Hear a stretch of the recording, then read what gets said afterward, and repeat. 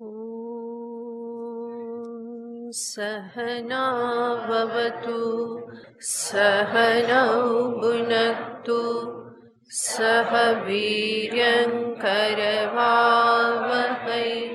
तेजस्विनावधीतमस्तु मा विद्विषावहै। ॐ शान्ति शान्ति शान्तिः। शङ्करं शङ्कराचार्यं केशवं बादरायणं सूत्रभाष्यकृतौ वन्दे भगवन्तौ पुनः पुनः। ईश्वरो गुरुरात्मेति मूर्तिभेदविभागिने व्योमवद्व्याप्तदेहाय दक्षिणामूर्तये नमः। ॐ पार्थाय प्रतिबोधितां भगवता नारायणेन स्वयं व्यासेन ग्रथितां पुराणमुनिना मध्ये महाभारतम् अद्वैतामृतवर्षिणीं भगवतीम् अष्टादशाध्यायिनीम् अम्ब त्वामनुसन्दधामि भगवद्गीते भवद्वेषिणी।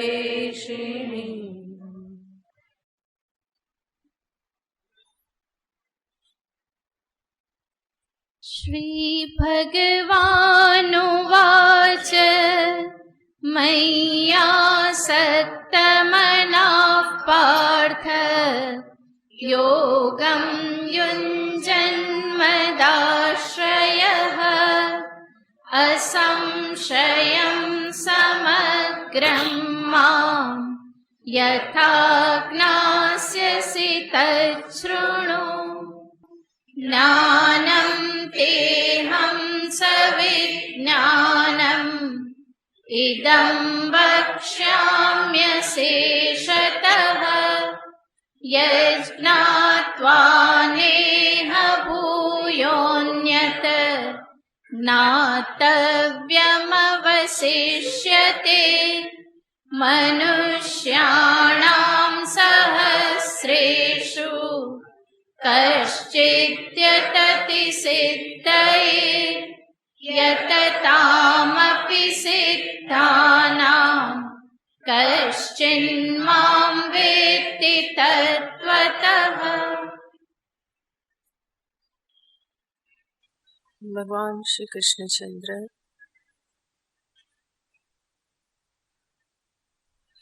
બ્રહ્મ વિદ્યા અને બ્રહ્મ વિદ્યાનું ફળ મોક્ષ એની પ્રાપ્તિ કેટલી દુર્લભ છે એને દર્શાવે છે. મનુષ્યાણામ સહસ્રેષુ કશ્ચિત યતતિ સિદ્ધયે. હજારો મનુષ્યમાંથી કોઈક જ આના માટે પ્રયત્ન કરે છે. સિદ્ધયે બે સિદ્ધિ છે આધ્યાત્મિક જગતમાં. અંતઃકરણ શુદ્ધિરૂપી સિદ્ધિ અને મોક્ષરૂપી સિદ્ધિ. આ બંને માટે પ્રયત્ન કરનારા કોઈક જ હોય છે અને પ્રયત્ન કરનારાઓમાંથી પણ તત્વતઃ પરમાત્માને જાણી અને મોક્ષ પામનારા પણ કોઈક જ હોય છે. ગઈ વખતે આપણે વિચાર કરેલો હતો કે કેવી રીતે આ પથમાં આવવું, આ માર્ગમાં આવવું એ કેવી રીતે દુર્લભ છે, કેટલું બધું કઠિન છે. આ રસ્તો પ્રાપ્ત થવો, સંસારની પગદંડીઓમાંથી અધ્યાત્મના હાઈવે પર આવવું એ કોઈ સામાન્ય વસ્તુ નથી. જન્મો જન્મ નીકળી જાય છે, કારણ કે ઘણા બધા ફેક્ટર્સ મનુષ્યના પોતાના હાથમાં નથી, અને અદૃષ્ટ એવા પાપ પુણ્ય સંસ્કારો આ બધું પણ બહુ જ ભાગ ભજવતું હોય છે. ઈશ્વર કૃપા, આત્મકૃપા આ બધાની પણ જરૂર હોય છે. તો આ બધું એકઠું કરવું મનુષ્યના હાથની વાત નથી, અને એટલા માટે આ બધું એકઠું થાય અને હું અધ્યાત્મ પથે અગ્રેસર થાવ એ કોઈ સામાન્ય વાત નથી. એને ભગવાન અહીંયા કહેશે કે એ અતિ દુર્લભ છે. તો આપણે ઘણો વિચાર કરેલો હતો. કશ્ચિત યતતિ સિદ્ધયે, અને યતતામપી સિદ્ધાનામ, યત્ન કરનારાઓમાંથી પણ યોગ્ય દિશામાં યત્ન કરનારા, પર્યાપ્ત માત્રામાં યત્ન કરનારા બહુ જ ઓછા હોય છે. ઘણી વખત યત્ન ખૂબ થતો હોય, પરંતુ દિશા કેવી હોય? ખોટી હોય. અને ઘણીવાર યત્ન યોગ્ય દિશામાં હોય પણ ઘણો અલ્પ હોય છે, પર્યાપ્ત માત્રામાં નથી હોતો, અને એના કારણે પણ લક્ષ્ય સુધી પહોંચી શકાતું નથી. થોડામાં સંતોષ માની લે અથવા થોડી નિષ્ફળતાઓથી હારીને ફરી પાછો પ્રયત્ન છોડી દે, આવું બધું જ સંભવ છે. માટે ભગવાન કહેશે યતતામપી સિદ્ધાનામ કશ્ચિત મામ વેત્તિ. આગળ ભગવાનજી કહેશે કે કશ્ચિત મામ વેત્તિ તત્વતઃ. ભગવાન કહેશે મને કોઈક જ જાણે છે.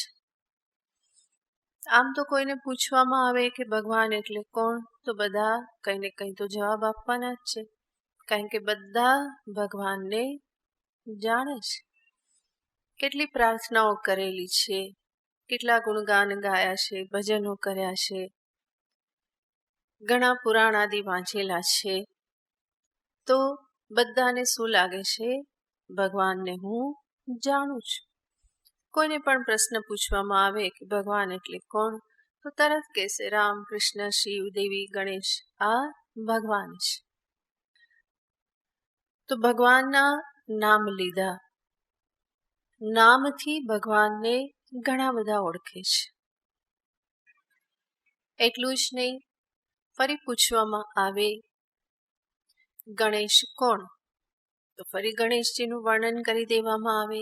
એકદંત, દુંદાળા, શિવનંદન, ગૌરીપ્રિય, વિઘ્નહર્તા, સંકટમોચન, વિદ્યાપ્રદાતા આ કોણ છે? ગણેશજી છે. ગજાનન, આ ગણેશજીનું વર્ણન કર્યું. આ શું છે? ભગવાનને રૂપ થકી જાણીએ છીએ. ભગવાનનું આવું રૂપ છે. મુરલી મનોહર મુકુટધારી, પીતાંબરધારી, ગોપીજન વલ્લભ આ કૃષ્ણને હું જાણું છું. તો ભગવાનનું રૂપ ઘણા બધા જાણે છે. ભગવાનનો સ્વભાવ ઘણા બધા જાણે છે. ભગવાન કેવા છે? દયાનિધાન છે, અહેતુક કૃપા સિંધુ છે, ભક્ત વત્સલ છે, ભક્તની વિપત્તિમાં ઉદ્ધાર કરવા દોડી જાય છે. આ ભગવાનનો સ્વભાવ થયો. ભગવાનના ગુણો આ બધા થકી ભગવાનના ભક્તો, સાધકો, જિજ્ઞાસુઓ ભગવાનને જાણે છે. એનાથી આગળ પૂછવામાં આવે તો કે ભગવાન જ આ જગતનું કારણ છે. ભગવાન બધામાં વ્યાપેલો છે. બધાના અંતરમાં મારો પ્રભુ બિરાજમાન છે. આ જ્ઞાન પણ ઘણા બધાને હોય છે, બધાને નથી હોતું, પણ છતાં ઘણા બધા બોલતા તો હોય જ છે. વ્યવહારમાં એ જ્ઞાન સાથે વ્યવહાર કરે કે નહીં અલગ વસ્તુ. સર્વમાં ભગવત દર્શન કરીને પણ જાણે તો છે, બોલે તો છે. પણ ભગવાન કહેશે તત્વતઃ મામ કશ્ચિત વેત્તિ. મને નામથી, રૂપથી, સ્વભાવથી, ગુણથી, મારા ચરિત્રથી, લીલા આદિથી મને ઘણા બધા જાણે, પરંતુ તત્વતઃ મામ કશ્ચિત વેત્તિ. તત્વતઃ તો મને કોઈક જ જાણે છે. તત્વતઃ જાણવું એનો અર્થ શું? જેવી રીતે જગતમાં નામ અને રૂપ બદલાતા રહે છે. એક વ્યક્તિ એનું નામ, એનું રૂપ, બીજી વ્યક્તિ એનું નામ, એનું રૂપ, એ કેવા છે? અલગ અલગ છે. એવી જ રીતે ઈશ્વરના પણ આપણે નામ લીધા, રામ, કૃષ્ણ, શિવ, દેવી, ગણેશ, આ બધા નામ અલગ અલગ છે. દરેકના રૂપ પણ કેવા છે? અલગ અલગ છે. દેવી સ્વરૂપ અલગ છે, ગણેશ અલગ છે, જટાજૂટધારી, ત્રિલોચન, નીલકંઠ, ભગવાન શિવ એક અલગ રૂપ છે. નામ અને રૂપ દરેક ભગવાનના કેવા છે? અલગ અલગ છે. જેવી રીતે વ્યક્તિએ નામ અને રૂપ બદલાય છે. તો જે નામ અને રૂપ જે બદલાય છે, એ સર્વ નામરૂપની પાછળ જે તત્વ એક સાતત્ય સાથે સતત રહેલું છે, એ જ ભગવાનનું, ઈશ્વરનું તાત્વિક સ્વરૂપ છે. અને એને અહીંયા ભગવાન કહેશે તત્વતઃ મામ કશ્ચિત વેત્તિ.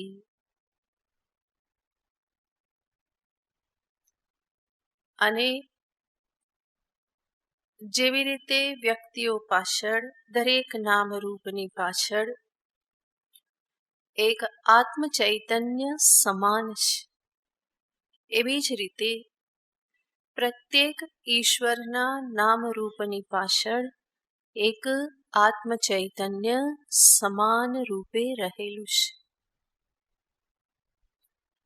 અને એ ચૈતન્ય સ્વરૂપ એ જ ભગવાનનું, ઈશ્વરનું તાત્વિક સ્વરૂપ છે. એને જ ભગવાન અહીંયા કહેશે તત્વતઃ મામ કશ્ચિત વેત્તિ. મને એ સ્વરૂપે કોઈક જ જાણે છે. એટલું જ નહીં, ભગવાનનું આજે તાત્વિક સ્વરૂપ છે, એ મારા તાત્વિક સ્વરૂપથી જુદું નથી. એ નામરૂપની પાછળનું તત્વ અને આ નામરૂપની પાછળનું તત્વ એક જ છે. અને એટલા માટે ભગવાન જ્યારે કહે છે તત્વતઃ વેત્તિ, તો એમાં આ બંનેનો સમાવેશ થઈ જાય છે. તત્વતઃ અને મને ચૈતન્ય સ્વરૂપે જાણનાર, અને ચૈતન્ય સ્વરૂપે પણ હું સર્વના આત્મારૂપ જ છું. આત્માથી, જીવથી હું જુદો નથી. આવી રીતે જે જાણનાર જે છે એને કહેવામાં આવે છે કે એ પરમાત્માને તત્વતઃ જાણે છે. તો એ દ્રષ્ટિએ જોઈએ તો પરમાત્માનું તાત્વિક સ્વરૂપ, યાને જેને ભગવદ્ ગીતા, સમસ્ત ઉપનિષદ શાસ્ત્ર, વેદ શાસ્ત્ર દર્શાવે છે કે એ પરમાત્મા અહમથી જુદા નથી. અહમ બ્રહ્મ અસ્મિ. આવી રીતે જે જાણે, ભગવાન કહે છે કે એ મને તત્વતઃ જાણે છે. મને પોતાના જ સ્વરૂપ રૂપે જ્યારે જાણી લે, પોતાનાથી અભિન્ન સ્વરૂપે જ્યારે જાણી લે, તો એ પરમાત્માનું તાત્વિક સ્વરૂપ છે. અને આ અભેદ જ્ઞાનને પ્રાપ્ત કરવું, એને ભગવાન કહેશે કે એ અતિ દુર્લભ છે. આવી આ અભેદ વિદ્યા, બ્રહ્મ વિદ્યા, આત્મ વિષયક વિદ્યા એ બધા પ્રાપ્ત કરી શકતા નથી. કાં તો જગતના નામ રૂપમાં જ અટવાઈ જાય છે, અને કાં ઈશ્વરના નામ રૂપમાં સંતોષ માની લે છે. જે તાત્વિક તત્વ જે છે ત્યાં સુધી પહોંચનારા કોઈક જ હોય છે. એટલું જ નહીં, અહીંયા સુધી પહોંચવાને માટે જે સદ્ગુણ સંપત્તિ જોઈએ, વિવેક વૈરાગ્ય આદિ, અથવા બીજા શબ્દમાં અંતઃકરણની શુદ્ધિ, આ પણ અતિ દુર્લભ છે. એ સિદ્ધિને માટે પણ કોઈક જ પ્રયત્ન કરે છે. તો સર્વ રીતે ભગવાન અર્જુનને દર્શાવવા માંગે છે કે અર્જુન, સૂક્ષ્મતાથી વિચાર કરે તો સમજમાં આવે કે સૌથી પહેલા તો મનુષ્ય જન્મ જ દુર્લભ છે. મનુષ્ય જન્મ પછી મુમુક્ષા પ્રાપ્ત થવી એ પણ દુર્લભ છે. મુમુક્ષા પ્રાપ્ત થયા પછી વિવેક કરી કોઈ ગુરુની શરણમાં જવું એ પણ દુર્લભ છે. ત્યાં જે સાધના દર્શાવવામાં આવે, નિષ્કામ કર્મયોગ કે ઈશ્વર ઉપાસના, એ બધામાં પ્રવૃત્તિ થવી પણ દુર્લભ છે. ભગવાન પ્રત્યે ભરોસો, શરણાગતિ એ પણ દુર્લભ છે. આચાર્ય પાસેથી ઉપદેશ શ્રવણ કરવા મળે એ પણ દુર્લભ છે. શ્રવણ કરેલા ઉપદેશને આત્મસાત કરવા માટે પ્રવૃત્ત થવું એ પણ દુર્લભ છે. અને આત્મસાત કરવા માટે પ્રવૃત્ત થયા છતાં પણ આત્મસાત થઈ જવું એ પણ દુર્લભ છે. તો આ રીતે સમસ્ત યાત્રામાં દુર્લભતા રહેલી છે. માટે ભગવાન કહેશે, કશ્ચિત યતતિ અને યતતામપી સિદ્ધાનામ કશ્ચિન મામ વેત્તિ તત્વતઃ. આટલું કહ્યા પછી ભગવાને જે પ્રતિજ્ઞા કરેલી હતી, અર્જુનને કહેલું હતું, જ્ઞાનમ તેહમ સવિજ્ઞાનમ, અને સાથે સાથે કહેલું હતું કે સમગ્રમ મામ જ્ઞાસ્યસી, પોતાના સમગ્ર સ્વરૂપનું ભગવાન નિરૂપણ કરવાના છે. અને એને જ ભગવાન જ્ઞાન વિજ્ઞાન કહે છે. તો એ જે પ્રતિજ્ઞા કરેલી હતી, હવે એના અનુસંધાનમાં ભગવાન વાત કરે છે. સર્વપ્રથમ ભગવાન પોતાનું સવિશેષ એવું જે સ્વરૂપ જે છે એનું પ્રતિપાદન કરવા માંગે છે. અને એના અર્થે જ ભગવાન પ્રકૃતિનું પણ નિરૂપણ કરે છે. કારણ કે પ્રકૃતિને છોડીને ઈશ્વરનું સવિશેષ સ્વરૂપ નથી. પ્રકૃતિ સહિત જ એ સંભવ છે. માટે સર્વપ્રથમ ભગવાન પોતાની જે પણ પ્રકૃતિઓ છે એની ભગવાન વાત કરે છે આગળના 2 શ્લોકમાં. ભૂમિરાપો નલો વાયુઃ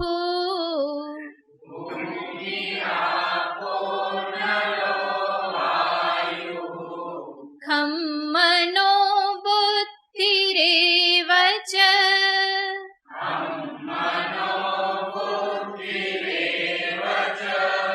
અહંકાર ઇતિ યમ મે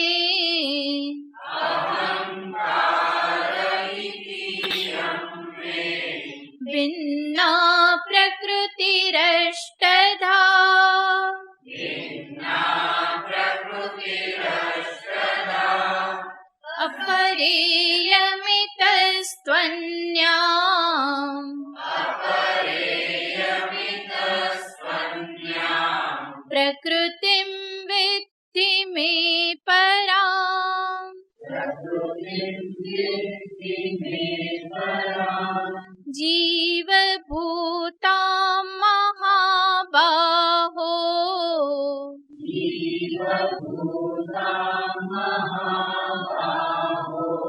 ययेदं धार्यते जगत्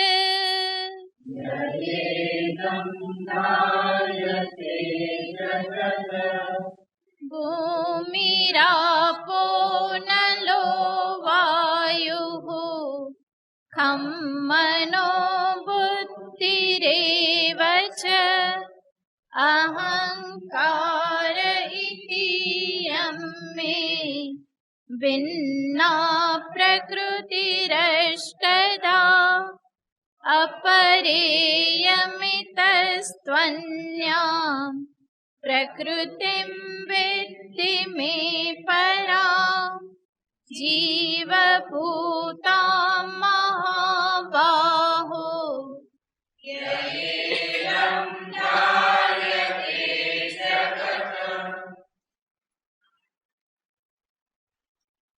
અર્જુનને સંબોધન છે, હે મહાબાહો.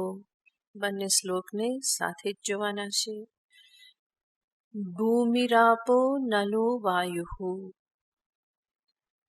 ભૂમિ યાને પૃથ્વી, આપહ જલ, અનલહ અગ્નિ, વાયુ આકાશ, મન બુદ્ધિ અહંકાર. 5 મહાભૂત મન બુદ્ધિ અહંકાર. અને ભગવાન કહેશે ઇતિ અહંકાર ઇતિ ઇયં મે ભિન્ના અષ્ટધા પ્રકૃતિ. હે મહાબાહો અર્જુન, આ મારી અષ્ટધા 8 પ્રકારની 8 વિભાગમાં વિભાજિત એવી મારી આ પ્રકૃતિ છે. અને આ પ્રકૃતિ કેવી છે તો એને ભગવાન બીજા શ્લોકમાં શરૂઆતમાં કહેશે અપરા ઇયમ. આ મારી અપરા પ્રકૃતિ છે, જે 8ની ગણતરી કરી. ભૂમિરાપો નલો વાયુ ખમ મનો બુદ્ધિ અહંકાર. આ જે 8 જે છે એ મારી અપરા પ્રકૃતિ છે. અપરા ઇયમ ઇતઃ તુ અન્યામ. અને આ જે અપરા, આ 8 વિધા જે પ્રકૃતિ જેને અપરા કહી, ભગવાન કહેશે ઇતઃ તુ અન્યામ. આના કરતા બીજી એક મારી પરામ પ્રકૃતિમ વિદ્ધિ. એક પરા પ્રકૃતિ પણ તું જાણ. અને મારી પરા પ્રકૃતિ કઈ છે? જીવભૂતામ. જીવરૂપા જે છે એ મારી પરા પ્રકૃતિ છે. સમસ્ત જીવ એ મારી પરા પ્રકૃતિ છે. અને એ પ્રકૃતિને વિશેષ રૂપે દર્શાવતા ભગવાન કહેશે યયેદમ ધાર્યતે જગત. યયા પ્રકૃત્યા, જે પ્રકૃતિ વડે, ઇદમ જગત ધાર્યતે, આ સમસ્ત જગત જે છે એ ધારણ થાય છે. તો જીવભૂતા ચેતનભૂતા એવી મારી જે પરા પ્રકૃતિ છે કે જેનાથી આ જગત જે છે એ ધારણ થાય છે. તો આ 2 શ્લોકમાં ભગવાન આ 2 પ્રકૃતિનું નિરૂપણ કરે છે. જેને જોઈએ તો સમસ્ત બ્રહ્માંડ જે છે એને 4 વિભાગમાં વહેંચી શકાય. સર્વપ્રથમ છે સ્થૂલ પ્રકૃતિ.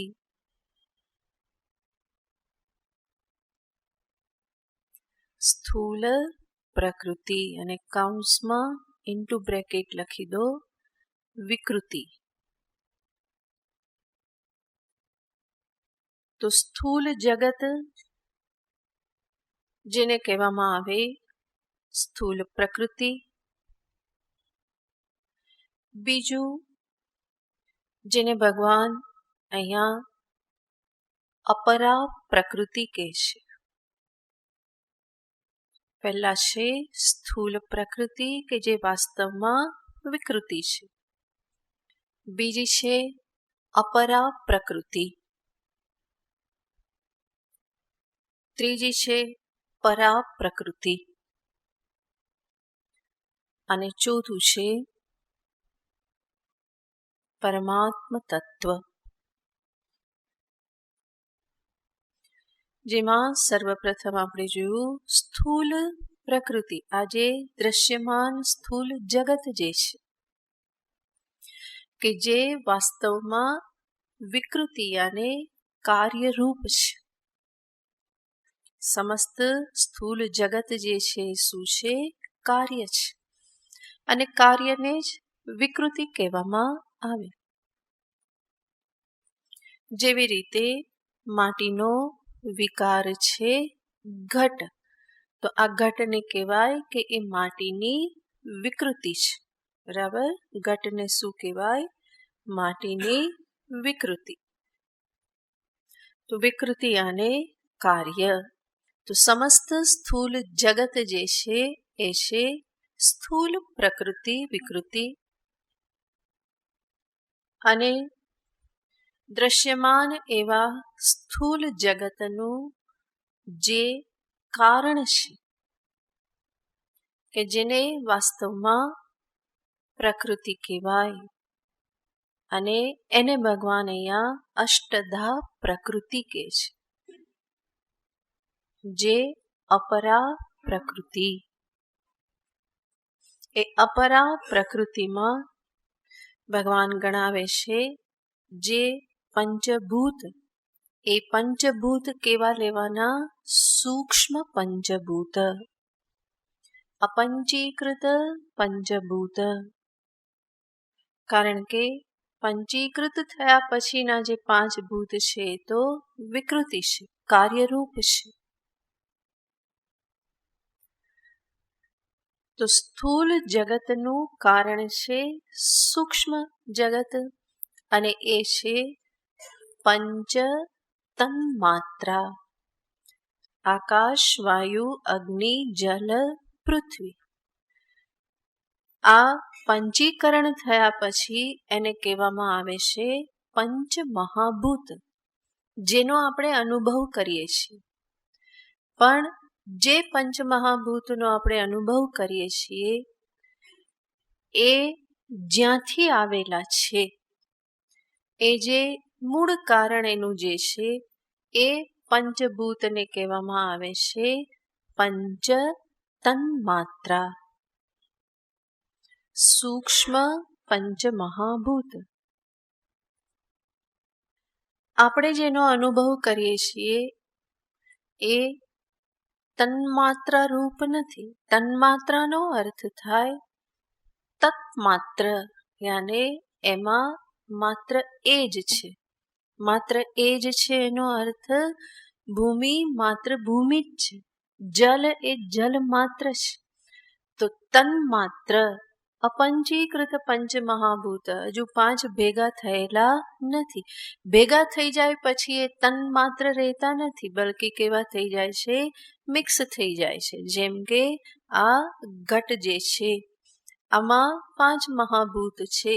માટી તો છે જ, આમાં જલ પણ છે, અને સાથે સાથે આમાં તેજ પણ છે, વાયુ પણ છે, આકાશ પણ છે.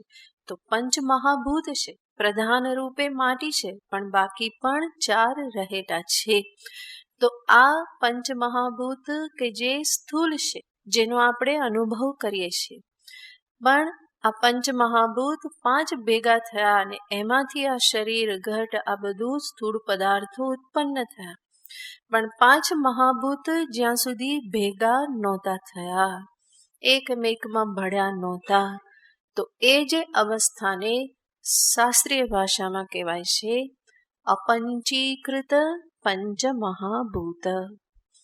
જે પાંચ હજુ ભેગા નથી થયા, અલગ અલગ જ છે, અને એટલા માટે એ શું છે? તન્માત્રા. એમાં બીજું કંઈ મિક્સ થયેલું નથી, એ તન્માત્ર જ છે. તો એ સૂક્ષ્મ પંચમહાભૂત જે છે એનો ભગવાન અહીંયા ઉલ્લેખ કરે છે. માટે ભૂમિ આને શું સમજવાનું? તો કે ભૂમિ તન્માત્રા, વધારે એને શાસ્ત્રીય ભાષામાં કહીએ તો ગંધ તન્માત્રા. ભૂમિનો ગુણ શું છે? ગંધ. તો ભૂમિ જલ એ જલ તન્માત્રા, એને જ કહેવાય રસ તન્માત્રા.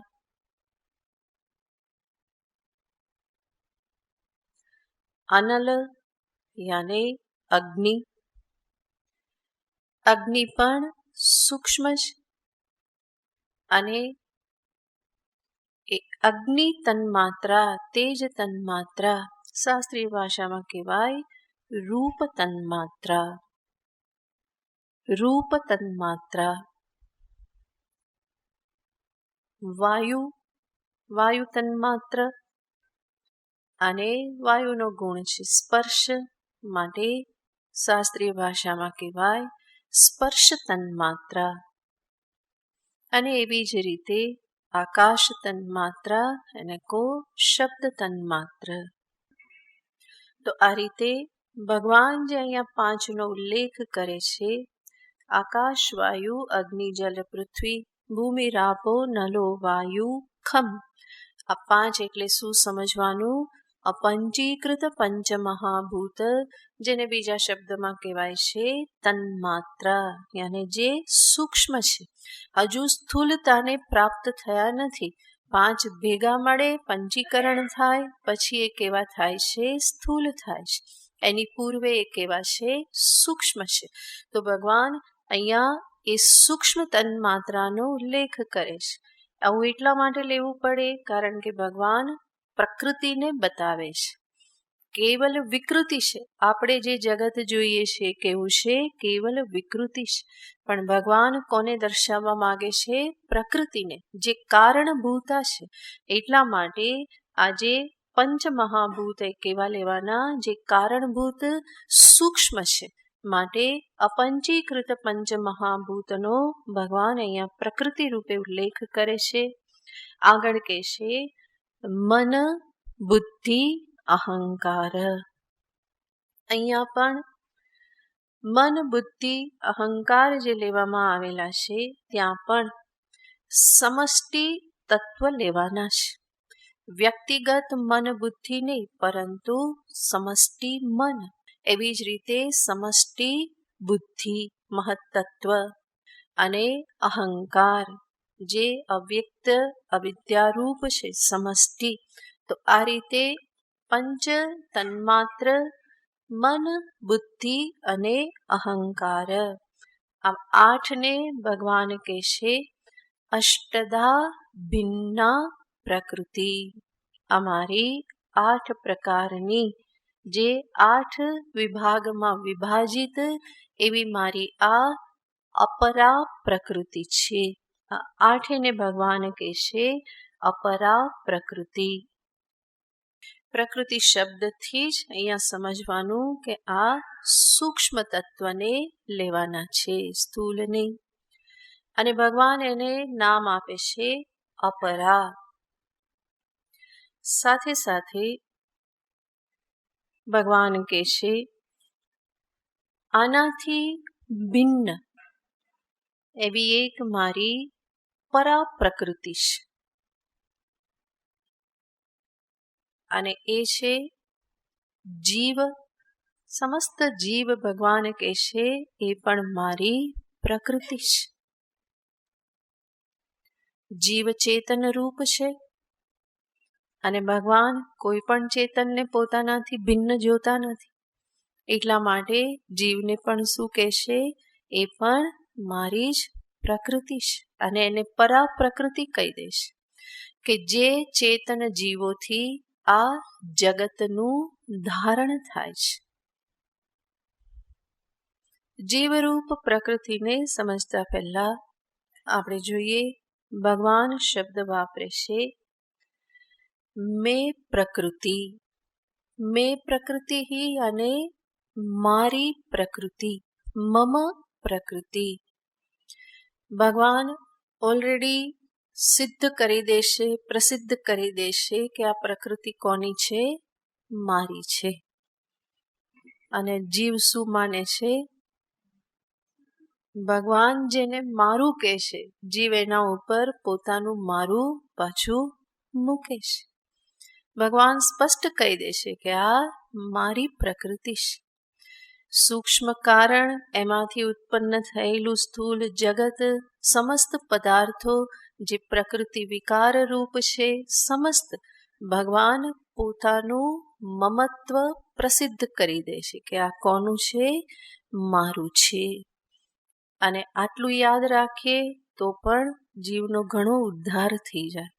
એનું ખોટું ખોટું બધું જે મારું મારું જે છે એ છૂટતું જાય. પણ મોટે ભાગે જીવને આવા શબ્દો દેખાતા નથી અને યાદ પણ નથી રહેતા. ભગવાન તો સ્પષ્ટ કહે છે કે મેં પ્રકૃતિ, હે મહાબાહો અષ્ટધા ભિન્ના મેં પ્રકૃતિ, આ મારી જ પ્રકૃતિ છે. એનો અર્થ ભગવાન ઉપદેશ આપે છે, આ જગત, જગતના વિષયો, જગતની વ્યક્તિઓ, જગતના સંબંધો, સ્વયં તારો પોતાનો દેહ, ઇન્દ્રિય, મન, બુદ્ધિ, આ બધું જ જે છે એ કોનું છે? મારું છે. અને આ બધા ઉપર અધિકાર જમાવવા માટે જીવ જન્મોના જન્મ સુધી પ્રયત્ન કરતો રહેશે. જ્યાં સુધી મમત્વ છૂટે નહીં ત્યાં સુધી અહંકાર પણ છૂટતો નથી. મમત્વનું મૂળ અહમ છે, છતાં પણ એ અહમ નિવૃત્તિ સુધી પહોંચવાને માટે પહેલા મમત્વની નિવૃત્તિ બાજુ ધ્યાન નાખવું પડે છે. જેવી રીતે કોઈ વૃક્ષનું છેદન કરવું હોય તો પહેલા એની શાખાઓનું છેદન કરવામાં આવે, પછી એના થડનું છેદન થાય. એવી જ રીતે અહંકારની જ શાખાઓ છે. કઈ રૂપે રહેલી છે? મમત્વ રૂપે. અહમ છે ત્યાં શું થાય છે? મારું મારું થાય છે. જ્યાં હું થતું હોય ત્યાં જ એની સાથે સાથે છું જોડાય, મારું મારું જોડાય. મમત્વ છૂટવું એ જ છે વૈરાગ્ય, અંતઃકરણની શુદ્ધિ. અને અહમતા છૂટવી એ જ છે જ્ઞાન. મમત્વ છોડવાના શાસ્ત્રમાં ઘણા ઉપાયો દર્શાવવામાં આવે છે. એમાંના એક બે જોઈએ તો એક ઉપાય છે જગતનું અનાદિ પ્રવાહ રૂપત્વ જાણવું. આ જગત એ કેવું છે? અનાદિ પ્રવાહ, યાને આમાં બધું એક પછી એક ચાલતું રહેશે. બધું આવે છે અને જાય છે, આવે છે અને જાય છે. કોઈ જ વસ્તુ સ્થિર નથી.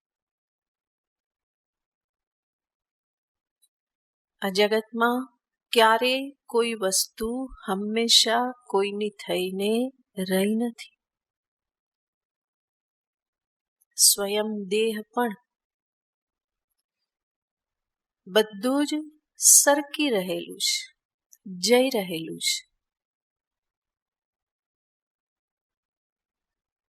આવા સ્વરૂપનો નિરંતર વિચાર કરવામાં આવે તો મમત્વ જે છે એ શિથિલ થાય.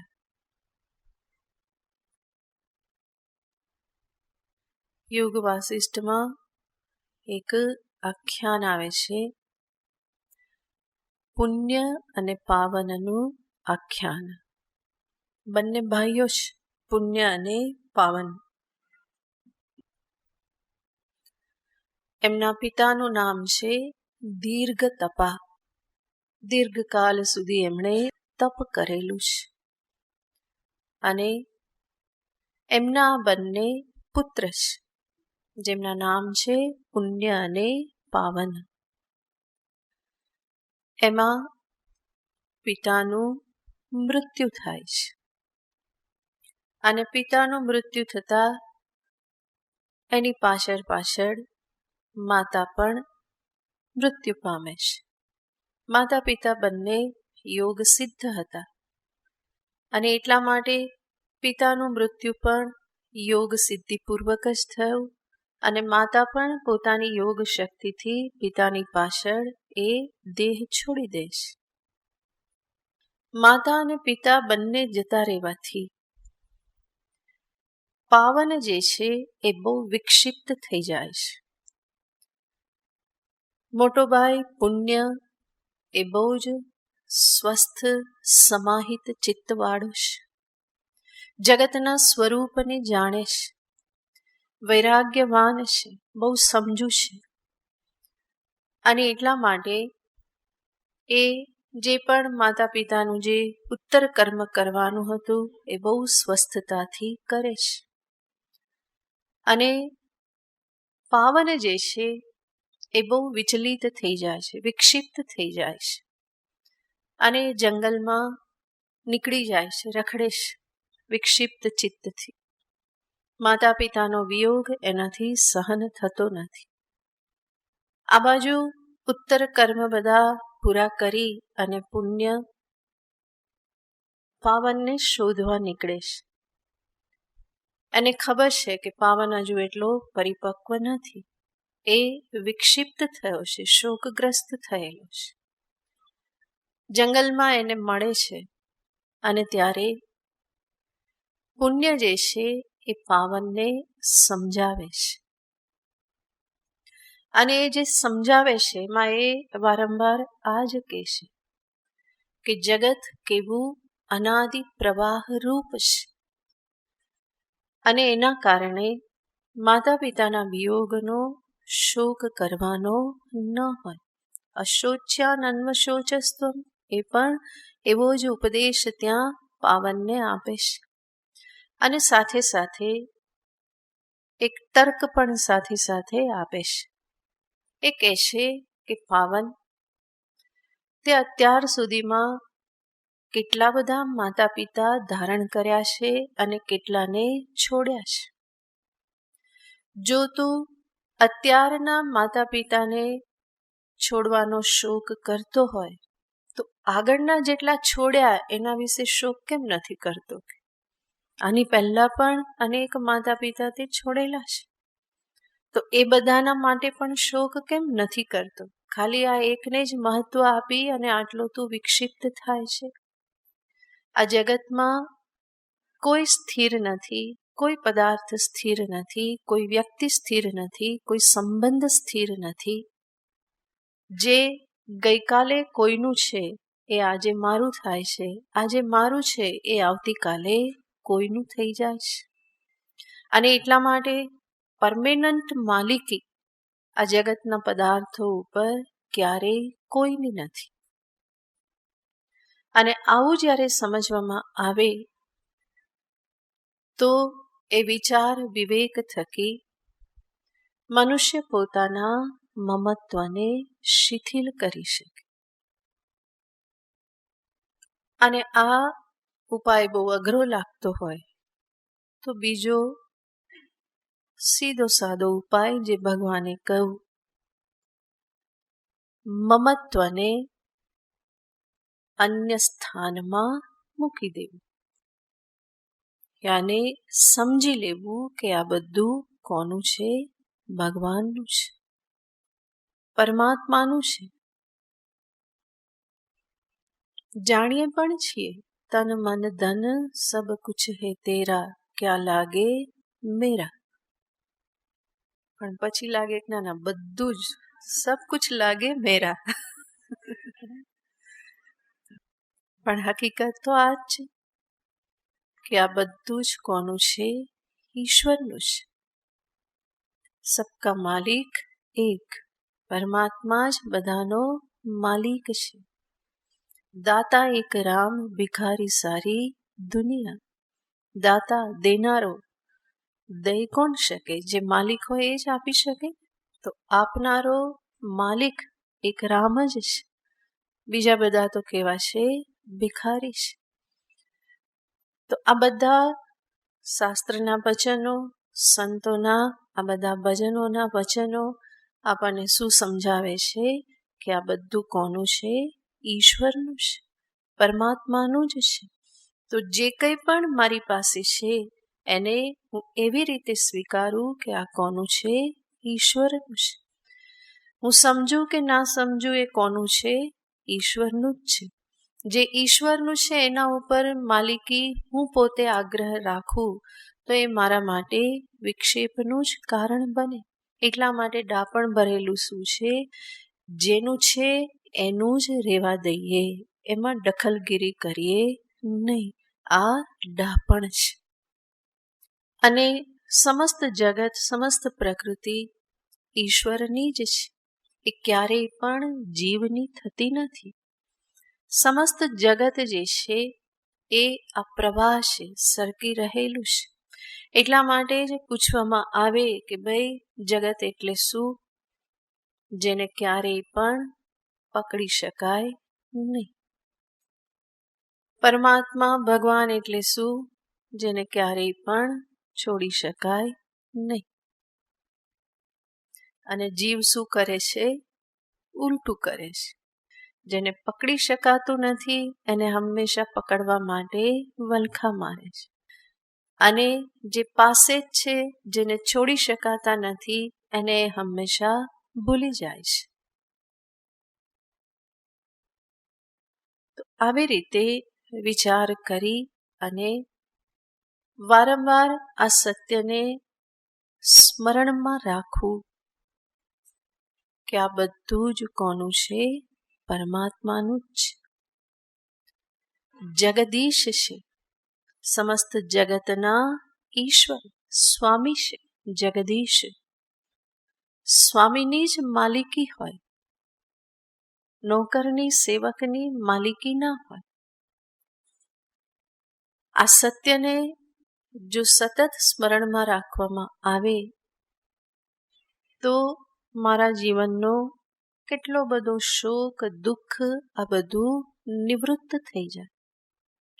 આત્મજ્ઞાનથી તો સંપૂર્ણ નિવૃત્ત થાય, પણ એ પૂર્વે જ ઘણું બધું નિવૃત્ત થઈ જાય. તો ભગવાન અહીંયા આ શબ્દ પ્રયોગ કરી અને સૂચિત કરવા માગે છે કે હે જીવ, તું જાગી જા, મમત્વને તું છોડ, કારણ કે અંતે તો અષ્ટધા ભિન્ના મેં પ્રકૃતિ, આ મારી જ અપરા પ્રકૃતિ છે. અને ભગવાન કહે છે કે એટલું જ નહીં, જીવ કદાચ એવું કે સારું આખું જગત તમારું, પણ હું તો મારો ને, હું તો હું જ ને. ભગવાન કહે છે કે ના, જીવ રૂપે જે છે એ પણ કોણ છે? મારી પ્રકૃતિ, પરા પ્રકૃતિ છે. અને એટલા માટે જેને હું તરીકે ઓળખું છું, હું જીવ, એ પણ વાસ્તવમાં કોનો છે? ઈશ્વરનો, પરમાત્માનો જ છે. ઈશ્વરથી જુદો, સ્વતંત્ર નથી. અને આ કેટલું બધું સુંદર સત્ય છે. ભગવાનથી જીવ જુદો હોત તો ક્યાં ને ક્યાં રખડીને ક્યાં પટકાતો હોત, પણ એ ઈશ્વરથી અભિન્ન છે. ઈશ્વરનું જ સ્વરૂપ છે, એની જ પ્રકૃતિ છે. માટે આ સત્ય પણ તરત જ સમજીને અપનાવી લેવું જોઈએ. હું પણ કોનો છું? ઈશ્વરનો જ છું. જીવભૂતામ મહાબાહો મમ પરામ પ્રકૃતિમ વિદ્ધિ. એને તું મારી પરા પ્રકૃતિ જાણ. અને બીજી છે અપરા પ્રકૃતિ. અપરા શબ્દનો અર્થ થાય જે નિકૃષ્ટ છે, પરાયાને જે શ્રેષ્ઠ છે. અપરા એટલા માટે કહેવામાં આવી કે પ્રકૃતિ જડ છે,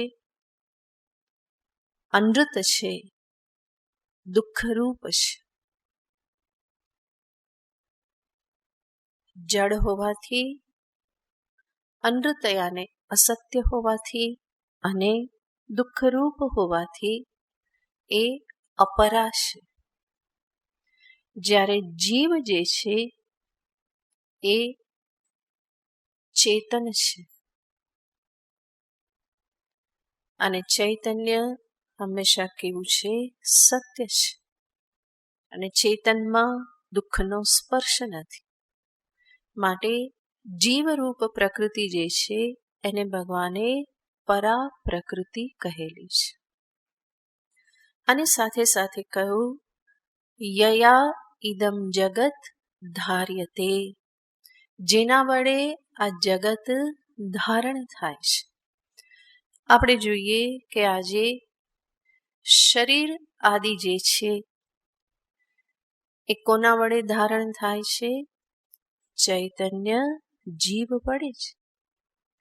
જો ચેતન અભિવ્યક્ત ન થાય તો આ શરીર કેવું થઈ જાય છે? પડી જાય છે.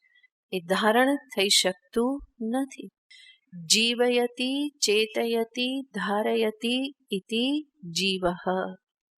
જે આ શરીરને જીવાડે છે, જે આ શરીરને ધારણ કરે છે, જે આ શરીરને ચેતન બનાવે છે, એ કોણ છે? જીવ છે. તો જીવનું મુખ્ય સ્વરૂપ તો ચૈતન્ય સ્વરૂપ જ છે. ન સમજવાને કારણે એને કેવી રીતે કહેવામાં આવે છે? શરીરાદિ તાદાત્મ્યપન્ન ચૈતન્ય. યાને કેવી રીતે સમજવામાં આવે છે? હું ચેતન છું, પરંતુ આ શરીર ઇન્દ્રિય મન સહિતનું ચેતન છું. પણ એ સર્વને ધારણ કોણ કરે છે? ચૈતન્ય જ ધારણ કરે છે. તો સમસ્ત દેહરૂપ જગત જે છે, સમસ્ત સ્થૂલ દેહ જે છે એ કોનાથી ધારણ થઈ રહેલા છે? ચેતનથી જ ધારણ થઈ રહેલ છે. અને એટલા માટે કહેવામાં આવે જીવાપેતમ ભાવ કિલ શરીરમ મ્રિયતે. શરીર મરી જાય છે. ક્યારે? જીવાપેતમ, જીવ રહિતનું. જ્યારે જીવ આગળ ગતિ કરી જાય તો આ શરીર મૃત્યુને પામે છે. જીવાપેતમ યાને જીવ રહિતનું. જીવે જે શરીરને છોડી દીધું એ શરીર કેવું થઈ જાય છે? ઢળી પડે છે. એ ધારણ થઈ શકતું નથી. અને જ્યાં સુધી જીવ છે, ચેતન છે, ત્યાં સુધી શરીર કેવું છે? એ પ્રાણ ધારણ કરે છે. જીવવું એનો અર્થ થાય છે પ્રાણ ધારણમ. પ્રાણ ધારણને જ જીવન કહેવામાં આવે છે. અને આ પ્રાણ ધારણ કોના થકી સંભવ બને છે? ચૈતન્ય થકી. એટલું જ નહીં, ઉપનિષદ પણ કહેશે કે પરમાત્માએ આ જગતનું સર્જન કર્યું, પછી શું કરે છે? એમાં જીવ રૂપે પ્રવેશ કરે છે. માના ગર્ભમાં શરીરનું સર્જન થાય છે અને ત્યાં જીવ રૂપે પ્રવેશ થાય છે. અનેન જીવેન આત્મના અનુપ્રવિશ્ય, ઉપનિષદનું વચન છે. જીવ સ્વરૂપે પ્રવેશ કરીને. અન્ય ઉપનિષદમાં કહેશે તત્સૃષ્ટ્વા તદેવાનુપ્રાવિશત. સર્જન કર્યું અને પછી પરમાત્માએ શું કર્યું? એમાં પ્રવેશ કર્યો. તો સમસ્ત જગતમાં જે પણ આ દેહ જે છે, જ્યાં પણ સૂક્ષ્મ શરીર છે, ત્યાં પરમાત્માનો ચૈતન્ય પ્રતિબિંબ રૂપે શું થાય છે? પ્રવેશ થાય છે. અને એના થકી જ આ શરીરો બધા ધારણ થાય છે. માટે જ જીવ કોણ છે? ચિત્ત પ્રતિબિંબ, ચૈતન્યનું પ્રતિબિંબ છે.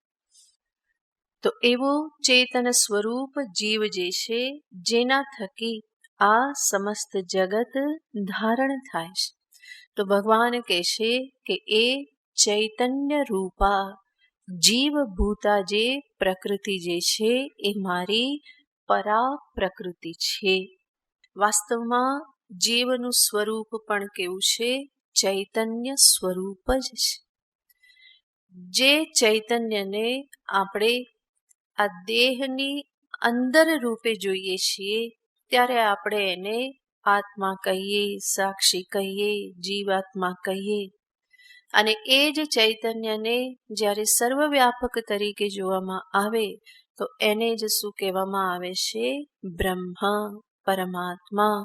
એ જીવ અને પરમાત્મા વાસ્તવમાં બે વસ્તુ છે ને. એટલા માટે જ જીવો બ્રહ્મૈવ ન અપરહ. જીવ એ બ્રહ્મરૂપ જ છે. અજ્ઞાનના કારણે એને જીવ સમજવામાં આવે છે અને જ્ઞાની એ જ ચેતનને શું સમજે છે? બ્રહ્મ સમજે છે. જીવનું સ્વરૂપ ચૈતન્ય સ્વરૂપ જ છે, પણ ન જાણવાના કારણે એ ચૈતન્યમાં બીજું ઘણું બધું ભેળવી દે છે.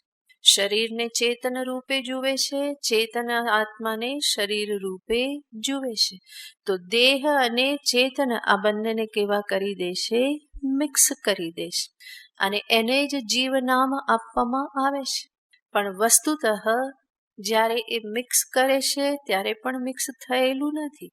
એ ભ્રાંતિ માત્ર છે.